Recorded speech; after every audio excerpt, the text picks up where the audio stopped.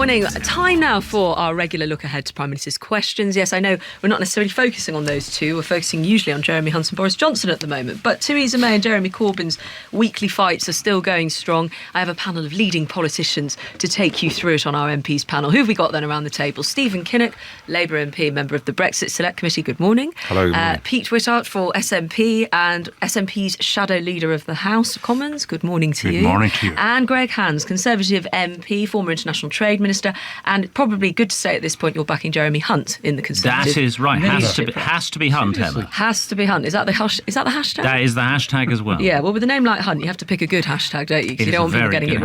You've got to be very careful or switch to Hunt. Or switch to Hunt. Anybody out there who's thinking of voting for Boris? Oh gosh, he started campaigning already. Let's pipe this down for a moment. We have been talking about the debate last night, and actually, Greg, I'd like to come to you last, if I may. Stephen, who is your verdict on who won last night, or who is winning, even if you didn't watch it last night? I'm very sorry to disappoint Greg on this, but the fact is that the whole campaign is a bit of a waste of time because Boris is going to win. The Conservative Party membership are not going to vote for somebody that voted Remain in 2016, whether we like it or not. So we're heading now for a situation where a narcissistic, completely unpredictable charlatan is going to become the Prime Minister of the United Kingdom. And we've handed... Or optimistic. I mean, quite a lot of people getting in touch this morning is if it's between team optimism with Boris Johnson or team realism with Mr Hunt, as they sort of painted themselves last night. They're feeling like perhaps it's time for some optimism. I'm all in favour of optimism in politics. We need that. We need to give people a sense of hope. But there's a difference between sort of optimism and fantasy and snake oil selling, which is what Boris does. Between the two, even if you think Boris Johnson, and you perhaps will be right if the stats are correct on this, will become the Prime Minister, who do you actually think will make the better Prime Minister if you had a vote? If I had a vote, I would vote for Jeremy Hunt, because I think for the future of our country, we need somebody who's a serious politician, not somebody who's only in it for themselves, which is Boris. But that's unfortunately not the world that we are living in. So that's your take on it.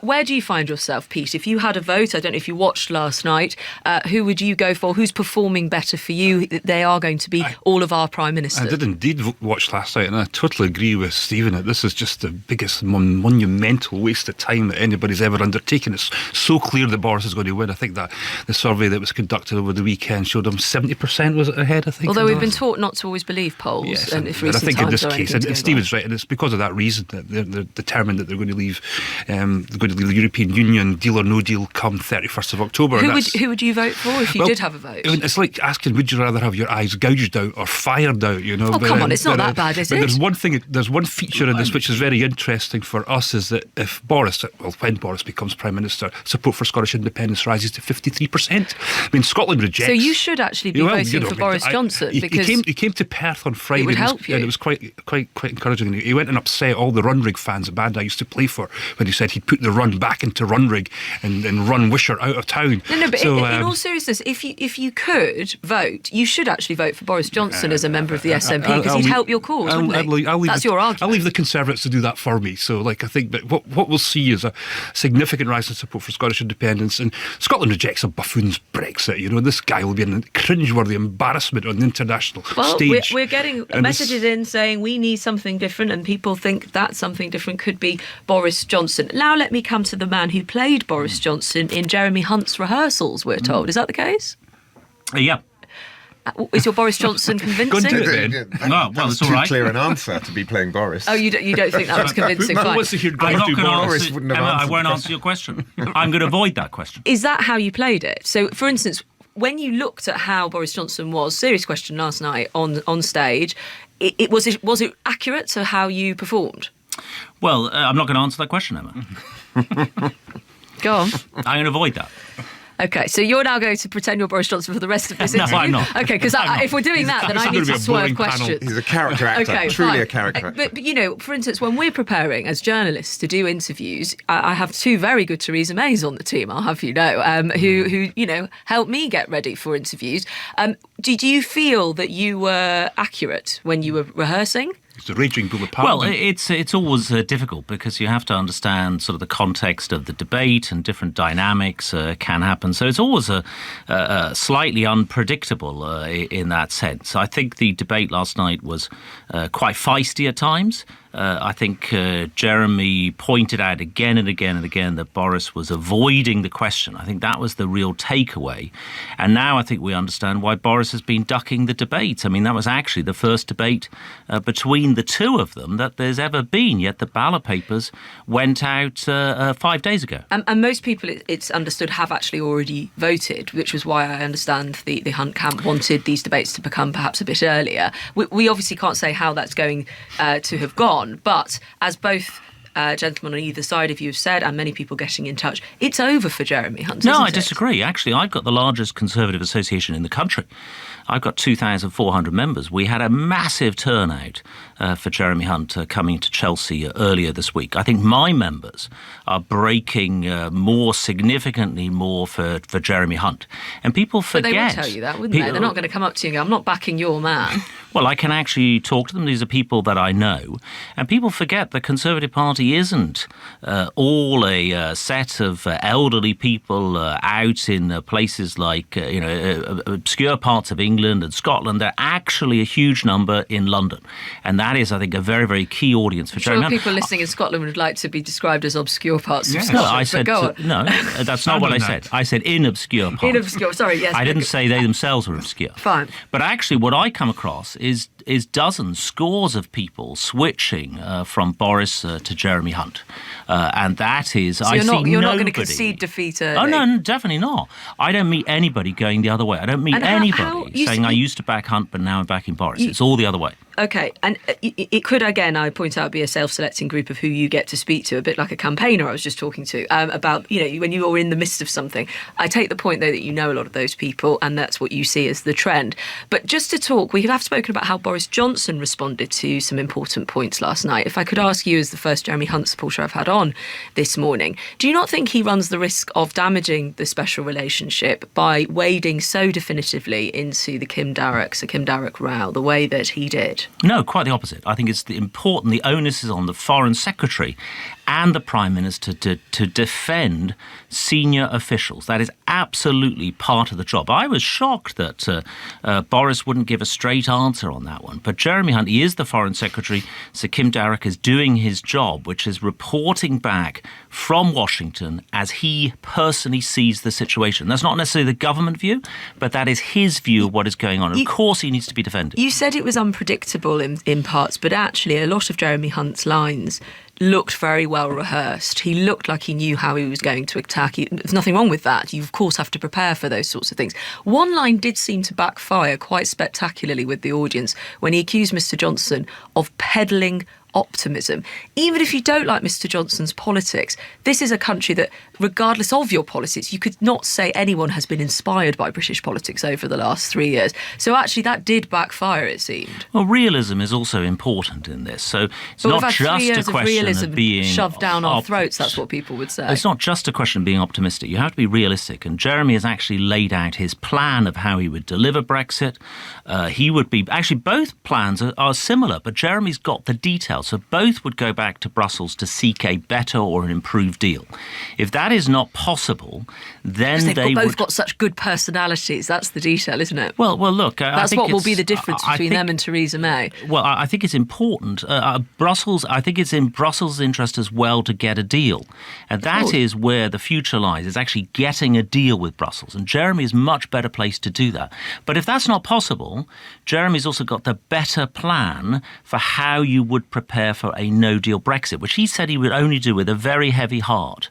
But he has got the plan, the 10-point plan for preparing for that, making sure the areas that be most affected by a no-deal Brexit get the help. But Jeremy Hunt's a candidate that stands there claiming that he's gone to speak to businesses, and which he has, but claiming he cares very deeply that a sheep farmer's going to go down in Shropshire with no deal, and then at the same point breathlessly announced a 10-point plan for no deal. Well, it seems cavalier or heartless at best. No, it isn't. No, it's exactly. How can you stand there and say someone's business, and by the way, do you know I was a businessman? Someone's business is going to go down the Swanee if we do no deal. But guess what? I've planned for no deal. It's exactly because Jeremy Hunt understands the consequences of a no-deal Brexit that he is able to make the preparations for it. If you don't There's not enough preparations in the world to safeguard that sheep farmer in Shropshire. No. But look, if you don't understand what's involved in a no-deal Brexit, or if you have somebody's plan which is based on the mythical GATT Article 24, which is going nowhere, if that is your no-deal Brexit plan, then you'll never have any chance of understanding the position, for example, of that sheep farmer who occurred in one of the debates. Very key question then, and then I have to go to the cricket because there could have been a wicket, is he able to guarantee with that 10-point plan that the sheep farmer in Shropshire won't go under? No, of course not. Of course, nobody in politics. So that's why it seems cavalier. Nobody in politics can guarantee that anybody isn't going to can guarantee anybody's business. That's not the job of politics. It's hardly comfort, the job of politics is to lead the country and deal with difficult situations and make the difficult decisions. Okay, but you need to understand the context if you're going to make the difficult decisions. That is the key difference we can hear that point. with Jeremy Hunt. And you've landed that. Ellie, could I cross from some politics here at Westminster to some cricket at Old Trafford? What's the latest? Absolutely sensational start for New Zealand. India are 5 for 2 in the third over of their 50, and they've lost 2 of their key batsmen. Rohit Sharma, who's hit 5 centuries at this Cricket World Cup, caught behind off the bowling of Matt Henry for 1, and then Virat Kohli, the captain, the talisman, LBW to Trent Bolt, also for 1. India are 5 for 2, chasing 240 to win. And Emma, in front of a passionate Indian crowd here at Old Trafford, they're struggling. Thank you very much. Let's get back to Westminster, where some people would say Jeremy Hunt's camp could be struggling. I have to say, I haven't actually got a single message here yet saying, good for Jeremy Hunt, I'm backing Jeremy Hunt. I've got many saying they're not backing Boris Johnson. So that's an interesting, if you like, a lay of the land here on the text messages. Talking about Brexit then, finally, a move in the Labour camp came yesterday to talk to you, Stephen, about this. Labour has made a major shift in its Brexit position. I have to say, we didn't even manage to get a guest on because it was happening just before I was coming off air. But immediately we got so many messages from people, very polarised. Either this is a betrayal or I'm rejoining the Labour Party. But even a Remain backing Labour voter came on and actually said, I'm really disappointed Labour's done this because it is a betrayal to those who voted Leave. So this is actually kind of crunch time for Labour now.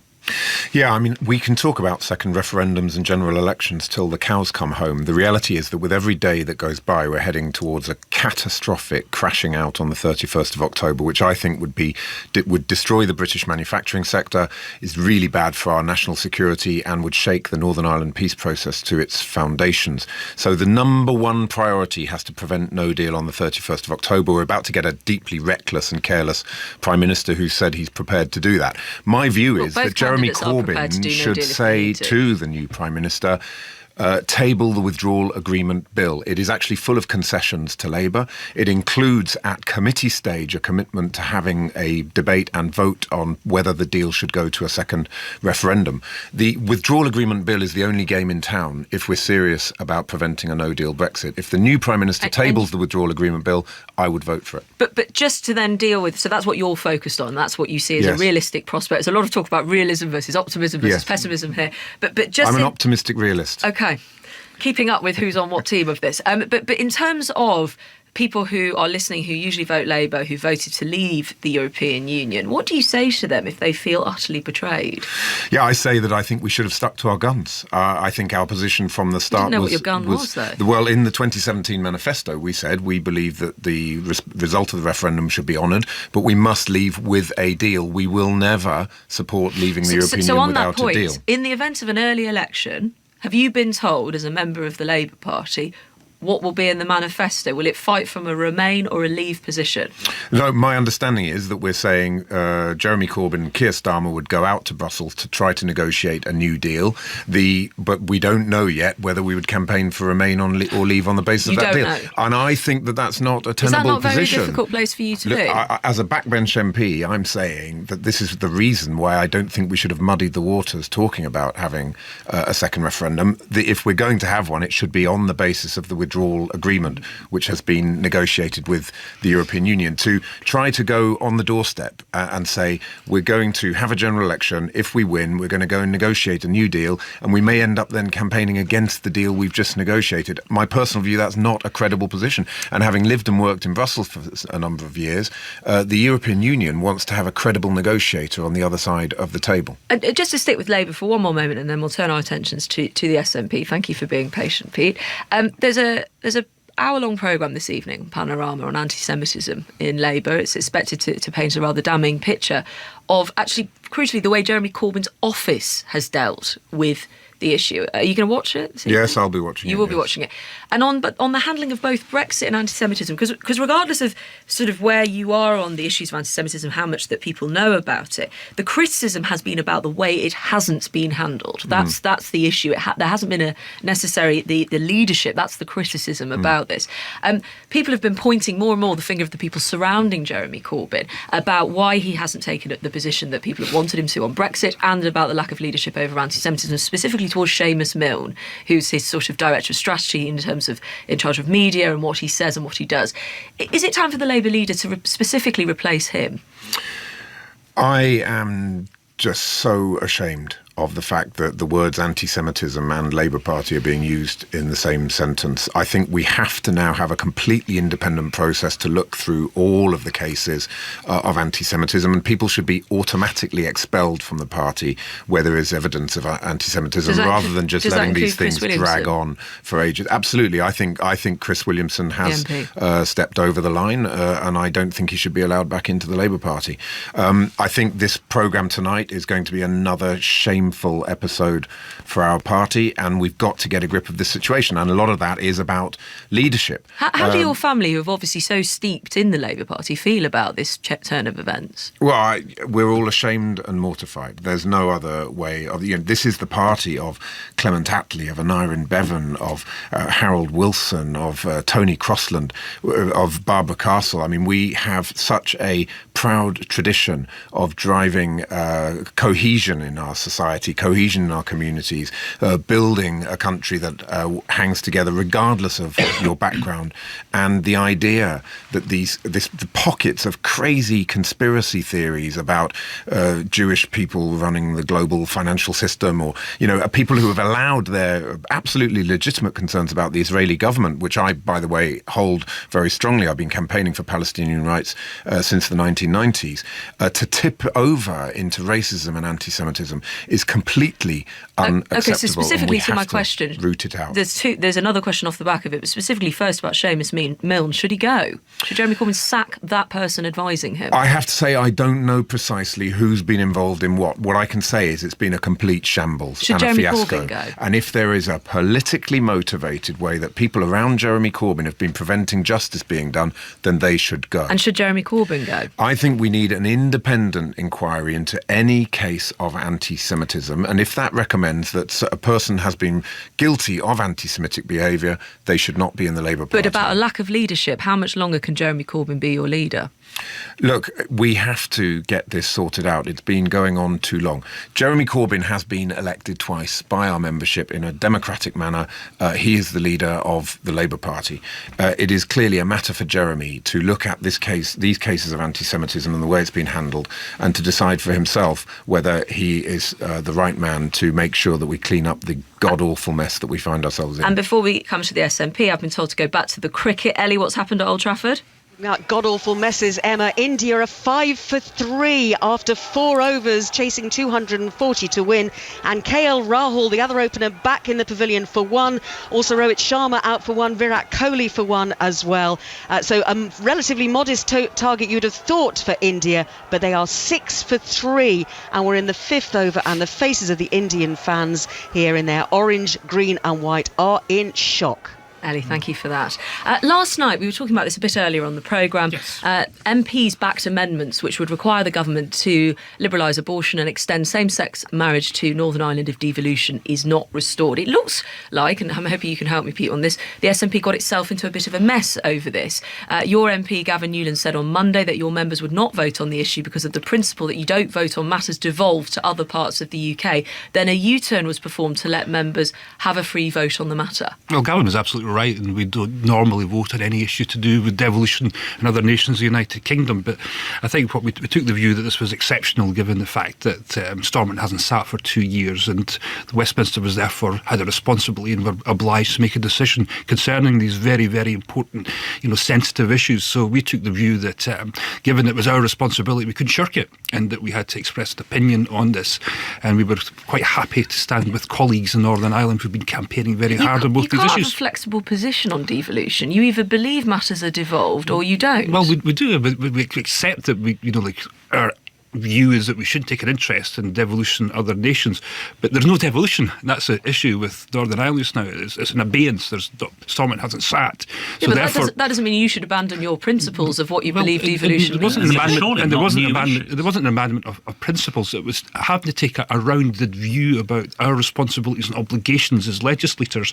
Now, we could have just stood aside, but then that would have been shirking our responsibilities. And I think as a group we felt that we had to show our support for this, given that there's no devolution. Once devolution is back and established in Northern Ireland, and I think the amendment that was passed says that if Stormont does sit again, they could reconsider this issue. But the DUP says this vote has breached the devolution settlement. Are they right? No, they're not right at all, because there isn't any devolution, so how could it breach a devolution settlement that's not there? I mean, what we need to do, and I think that the debate sort of pointed to this last night, that we need to have a proper functioning Stormont, a Northern Irish Assembly that makes these decisions. But in the absence of that, you can't abandon your take on devolution. But in the absence of that, it went to Westminster, and I'm a member of the Westminster Parliament. I had an obligation and a responsibility and a duty to perform a view on something that was handed to us to decide.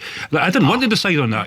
I want the Northern Irish people to make their own decisions. It sounds like the House of Commons issues. in here, because I just want to let you know the person making that sound is Greg Hands, because you can't see. And it wasn't his Boris sound either. I think what Peter's saying is absolute nonsense. These are not new issues. Abortion, same-sex marriage have been issues that have been around for some time. Of course, Westminster itself voted to legalise same-sex marriage. I voted for that back in 2013 or 2014. Abortion, of course, was voted on in Westminster in 1967. So Pete's argument that somehow these issues have come out of left field and therefore Westminster has to legislate on them because Stormont is suspended is rubbish. Well, that is total... And let Pete come back to that. Well, if there's no Stormont Assembly, there's no devolution. That means therefore Westminster has it's responsibility. Not like something emergency. There's another issue, like like it was fox hunting was the last example when we suggested that we may take an interest in this a couple of years ago, and all of a sudden the Conservative government's plans abandoned the fox hunting until Jeremy Hunt brought it back up a couple of weeks ago. Yeah, that's a bit of a wild card, wasn't it? We keep an interest in all of these things, and if we've got a responsibility and obligation, we will fulfil that. If there's going to be an implication or issue for my nation, we'll take an interest in all that. But ideally, we want to get back to the situation where Scotland looks after itself. Now, what Greg has said, what Jeremy Hunt has said, is under no circumstances will the Scottish people be able to decide and determine their future again. Now, that was appalling and atrocious to say that. Total nonsense. Time is against us, gentlemen, and I've run out of time to ask you to try and say something nice about each other, which both candidates failed to do at the end of last night. Stephen Kinnock, Pete Wishart, Greg Hands, thank you very much for your time.